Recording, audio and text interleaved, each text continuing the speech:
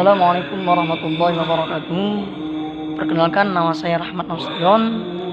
Di sini saya dalam mengerjakan tugas mata kuliah Sejarah Pendidikan Islam yang tugasnya ialah mengunjungi atau destinasi ke tempat sejarah-sejarah, yaitu yang saya kunjungi pada saat ini ialah destinasi Museum Sejarah Al-Quran di Sumatera Utara. Baik, di museum ini beralamatkan di Jalan William Iskandar nomor 9, Medan Estate, Deli Serdang, Sumatera Utara. Dibangun sebagai wadah penyimpanan, pemeliharaan, konservasi, digitalisasi, dan pameran mushaf Quran. Museum ini diresmikan oleh Bapak Gubernur Sumatera Utara, yaitu Bapak Edi Rahmayadi, pada tanggal 12 September 2019. Selain itu, museum ini sebagai tempat pameran Museum Sejarah Al-Quran menjadi tempat lisensi akademis dan aktivis dan seni budaya Islam. Di dalam museum ini terdapat lebih dari 50 manuskrip Al-Quran dan tafsir. Yang paling terkenal di museum ini ialah mushaf Al-Quran yang tertua berusia 370 tahun, yang berdasarkan kelopan pada tahun 107 Hijriah sampai 174 Hijriah. Dan kedua ialah mushaf Simalungun dengan ornamen iluminisasi batik Banji. Baik, mari ikuti langkah kami dalam mengunjungi Museum Sejarah Al-Quran di Sumatera Utara. Seketika kita sudah masuk dalam museum ini, kita mengetahui bahwa banyak di sini penemuan Sumatera Utara, yaitu Al-Quran. Yang pertama ialah mushaf Al-Quran dengan iluminasi Melayu dari pantai timur, serta mushaf iluminasi Aceh, serta iluminasi bunga matahari, dan percampuran antara iluminasi Melayu dan Aceh. Serta banyak juga macam-macam mushaf Al-Quran. Yang paling terkenal yang saya katakan di awal tadi ialah ini, mushaf tertua dan misteri Kolofan tahun 170 Hijriah sampai 174 Hijriah. Dan ada juga mushaf dengan iluminasi dua sayap dan mushaf dengan iluminasi floral geometris, serta mushaf Al-Quran kuno mendua mas barus dengan iluminasi khas Minang Aceh berusia sekitar 250 tahun. Dan seperti saya katakan tadi, ada mushaf Simalungun dengan ornamen iluminasi batik Banji. Seperti yang kita lihat, ada banyak mushaf Al-Quran yang dimulai dari Aceh, Tamiang, dari Sumatera Barat, dari Jawa, serta iluminasi tumpal dari floral. Hingga pada saat ini kita ada juga Quran salinan naskah Al-Quran kuno 15 juz. Serta kita mengunjungi lagi, melihat tafsir-tafsir serta ayat-ayat Al-Quran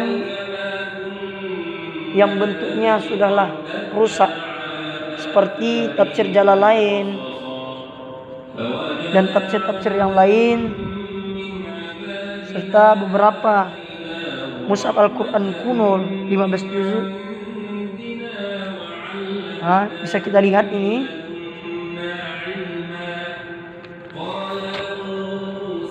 Kita akan berjalan sesuai dengan liputan kita pada siang yang berbahagia ini, akan menunjukkan sebuah manuskrip Al-Quran yang kuno, serta manuskrip ilmu seperti ilmu fikih. Nah, ini dapat kita lihat ilmu manuskrip ilmu fikih yang kondisinya memprihatinkan, yang hancur. Maka dalam hal ini Museum Deli Serdang Medan ini mengawetkannya supaya dapat menjadi ingatan bahwa Islam itu sangatlah jaya. Nah, begitu juga Al-Quran dan tafsirnya. Baik, kita lanjut dengan lembaran-lembaran surat An-Nas yang begitu sudah lama. Nah, nampak sudah sobek. Dan kitab yang sudah lama, kitab Minhajul Abidin, kitab tasawuf karangan Al-Imam Al-Ghazali. Dan sebelahnya kitab salinan 3 juz Mushaf Al-Quran kuno. Nah, begitu dapat kita lihat ya, karya-karya para ulama yang begitu besar. Dan dapat kita lihat juga peninggalan-peninggalan sejarah, yaitu berupa lontar atau daun siwalan yang menjadi kertas untuk menuliskan manuskrip Al-Quran, serta bambu dan tinta pena yang menjadikan alat tulis untuk mencetak Al-Quran. Dan ada juga kayu gaharu atau orang Batak katakan kayu anim yang menjadikan kertas untuk menuliskan Al-Quran.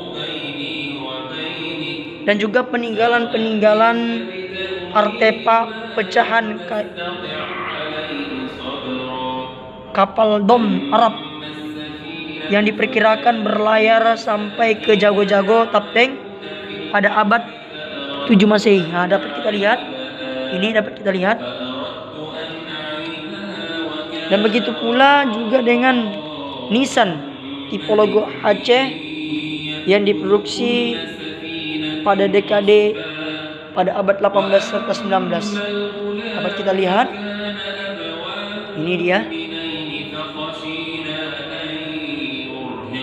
Begitu juga dapat kita lihat botol parfum kuno yang didatangkan dari Timur Tengah yang berbahan kapur kemenyan gaharu. Dan dapat kita lihat juga ini jejak peradaban Islam pada abad 7 sampai 10 yang mengejutkan dari situs Bongal Desa Jago-Jago Tapanuli Tengah, yaitu pecahan-pecahan khas peradaban Islam seperti pecahan-pecahan kaca ya. Nah, lalu ini adanya peradaban Islam dalam ilmu kedokteran. Nah, dapat kita lihat seperti perhiasan manik-manik polikrom, manik-manik monokrom, serta peralatan-peralatan yang berbahan dari, dapat kita lihat jajaran botol-botol ini dimulai dari kristal kapur, resin damar, dan lain-lain. Dan paling menonjol di sini ialah yang paling besar, yaitu resin kapur barus yang membeku, yang diperkirakan umurnya sekitar 100 tahun.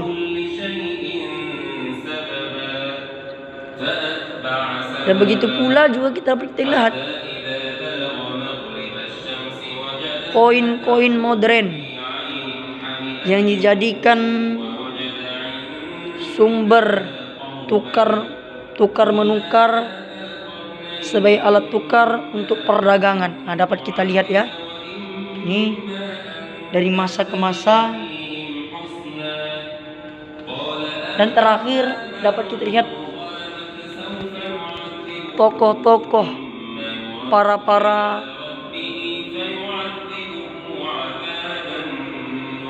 alim ulama yang berpengaruh di Sumatera Utara, yaitu pertama dapat kita lihat Syekh Mustafa Husain Al-Mandaili, serta yang terkenal ialah Syekh Abdul Wahab Rokan di Babus Salam, serta beberapa para alim ulama yang dapat kita lihat, yaitu Buya Hamka yang terkenal dengan tafsirnya, Dapat kita lihat ya. Inilah keseruan-keseruan di Museum Sejarah Al-Quran yang didirikan pada tanggal 22 September 2019 yang langsung diresmikan oleh Bapak Gubernur, yaitu Edi Rahmayadi. Lalu disediakan juga di sini untuk memperlengkap seluruh ornamen-ornamen museum ini, disediakan juga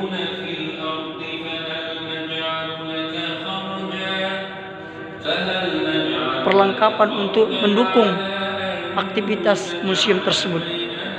Baik, cukup sekian dari saya. Ini hal liputan kami. Sekian dan terima kasih. Assalamualaikum warahmatullahi wabarakatuh.